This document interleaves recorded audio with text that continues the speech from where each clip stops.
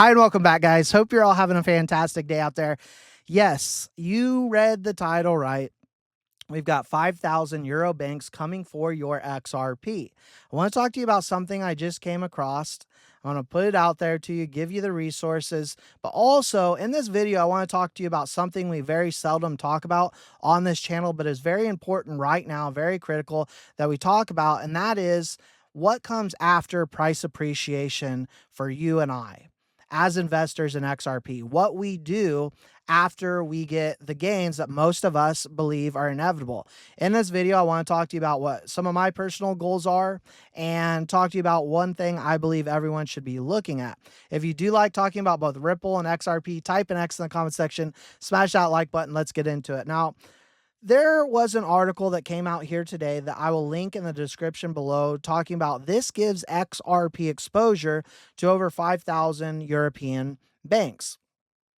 One thing we have to realize right off the gate is that Ripple has put themselves in a position now with the likes of acquiring G Treasury and other massive companies out there they've acquired and just direct partnerships over the years.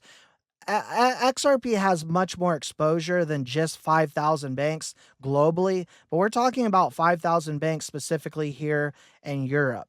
And as this article came out here today, Europe's payment landscape could be on the verge of a major shift as a recent proof of concept demonstrates the real-time euro settlements via blockchain. The system uses the Interledger Protocol and XRPL, linking regulated banking rails to the digital asset liquidity.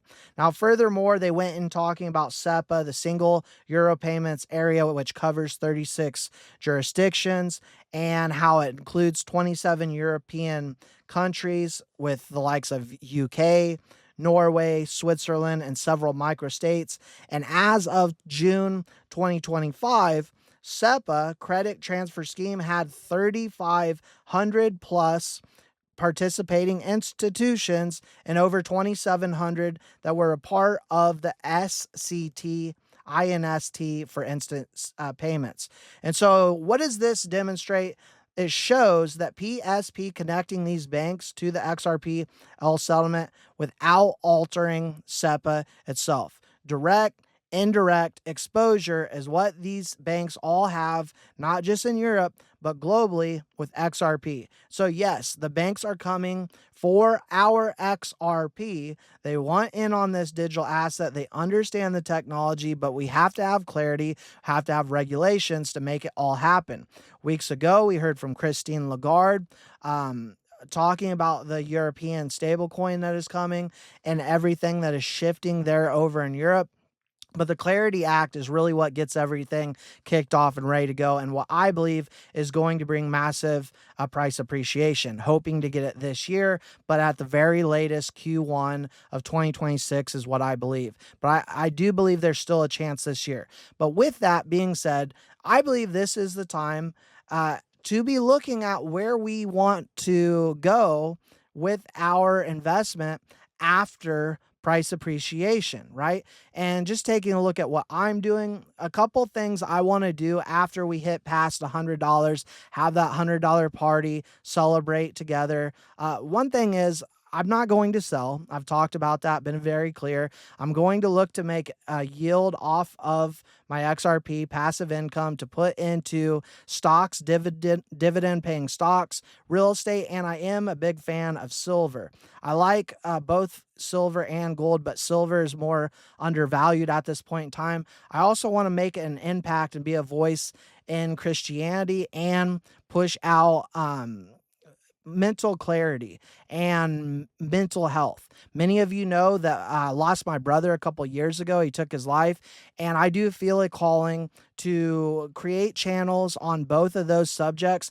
But with that, I am always going to be talking about the markets. I love markets. I love talking about digital assets specifically. And what you won't see ever is me reading from a teleprompter or sitting in a Ferrari. I don't want a Ferrari. I want to take those gains and create passive income and get them into more other diversified assets, but still holding on to my main bag, that XRP bag that I don't plan on ever selling. Now, with that, those are some things that I'm looking at doing. I can't tell you what to do with your hard earned money or what you do with your gains. Right. And, oftentimes I hear in the comments sometimes, why should I listen to some guy in his car talking about XRP on YouTube? Ultimately, I am just a guy on the internet to many of you.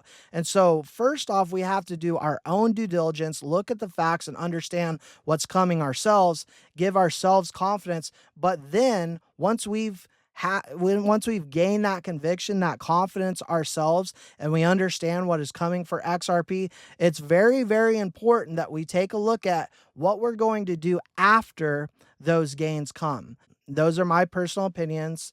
Uh, Again, what you do with your hard earned money and what you do after price appreciation with this asset, completely up to you. But that's just something I felt like here today. I want to put on your radar as things are getting much closer. We are mid November here. We've got ISO 20 coming up to go live. We're starting to see these ETFs go live. Clarity gets closer every day. And these are just some things that I believe we should all be looking at and considering.